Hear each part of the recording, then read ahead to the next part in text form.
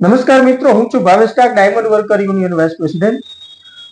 ગઈકાલે જે કામરેજની અંદર જે દુઃખદ ઘટના બની છે, દુઃખદ ઘટનાની અંદર એક જ પરિવારના 3 લોકોએ જે સુસાઇડ કર્યું છે અને પ્રથમ દ્રષ્ટિએ અમને માલુમ પડે છે કે આ આર્થિક તંગી અને આર્થિક સંકળામણના કારણે આત્મહત્યા કરી છે.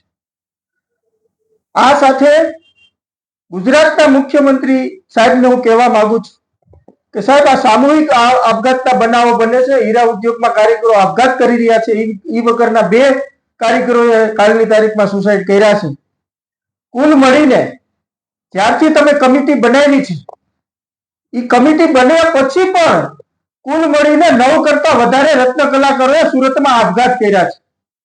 તો આ કમિટી શું કરી રહી છે?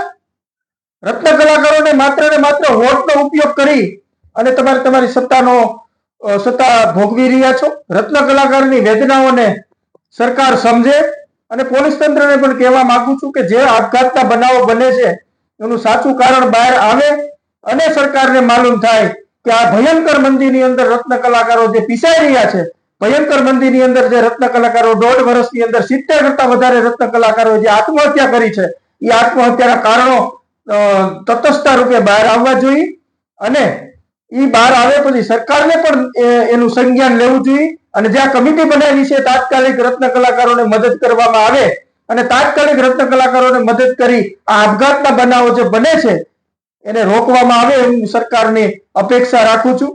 ક્યાં સુધી આપણે આ રત્ન કલાકારોનો ભોગ લેતા રહીશું? ક્યાં સુધી આપણે રત્ન કલાકારોની આત્મહત્યા અને આત્મહત્યાઓ બનાવોને મુખ પ્રેક્ષક બનીને જોતા કરશું? આ એક શરમજનક આપણા માટે કહી શકાય અને સરકાર માટે પણ શરમજનક બાબત કહી શકાય કે કમિટી બન્યા પછી પણ 10 લોકોએ આત્મહત્યા કરી છે.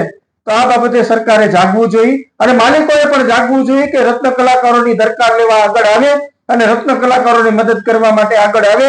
સરકારને પણ જાગવું જોઈએ અને રત્ન કલાકારોની મદદ તાત્કાલિક કરવી જોઈએ એવું મારું માનવું છે. નમસ્કાર.